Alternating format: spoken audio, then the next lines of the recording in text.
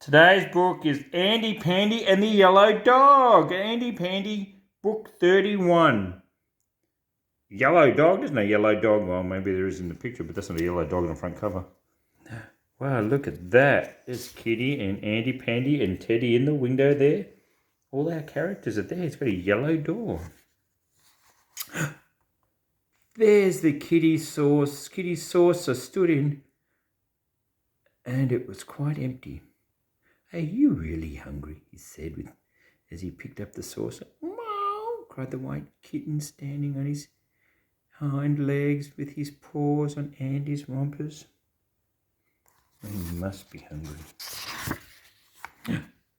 As soon as Andy had put more food in the saucer, the kitty fell upon it as if he had never had anything to eat. Teddy watched him. Then he said, "He was terribly hungry. I think Rags must have eaten his breakfast." Oh, there, yes.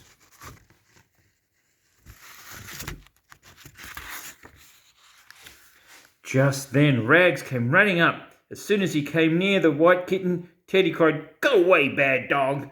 You stole White Kitty's breakfast!" Rags just looked at Teddy. He didn't even bark.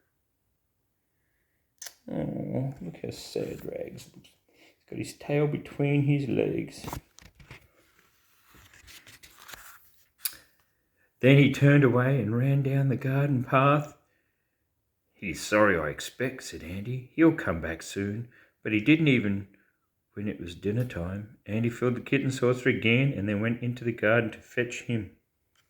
He was running out. He was so upset running away. But when he came back with the kitten in his arms, the saucer was empty again. "Teddy," he cried, "the kitten's food has gone, so Rags must be somewhere in the garden. Let's go and look." He put down the milk in the kitchen. Well, the saucer's always empty. Teddy was playing with Looby Loo. He put her on the windowsill and said, "You watch it for naughty Rags." Of course he was only pretending, but as soon as Andy and Teddy went out, Looby jumped up and looked out the window.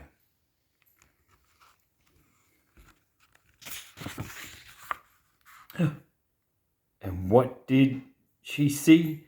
A great big yellow dog. The white kitten ran away as soon as he saw him, and with one lick of his tongue he finished the milk and sent the saucer flying. Wow. Looby Loo banged on the window just as Andy and Teddy was coming back. They hadn't found Rags, but they did see the great big yellow dog jump over the hedge and run away.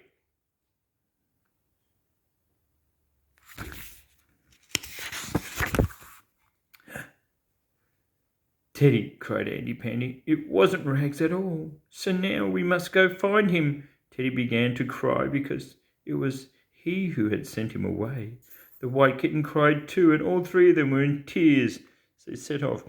Oh, look at the tears in the kitty's eyes, and Teddy's eyes, and in Andy's eyes. But Looby Loo thought she knew where Rags would be, and as soon as the others were out of sight, she jumped out the windowsill and ran out into the woods. And there, at the foot of the big tree, she found him looking very miserable. She told him all about the great big yellow dog and how sorry Teddy was and that they had all gone to look for him. "Come along now," she said. But even the doggy's got tears in his eyes. But Rags wouldn't. "Teddy thought I'd done it," he said. "He knows I would never touch the white kitten's breakfast. He sent me away." He had real tears in his eyes. "Oh dear," said Looby. "Now they're all crying."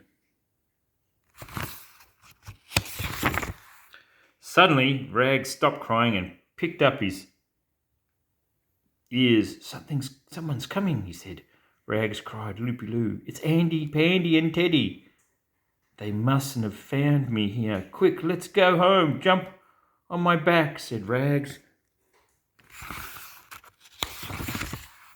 In seconds, they were off, and as soon as they were back, Loopy-Loo climbed up onto the windowsill, and Rags ran off to find Andy and Teddy. Everybody hugged everybody, and they never saw the great big yellow dog again.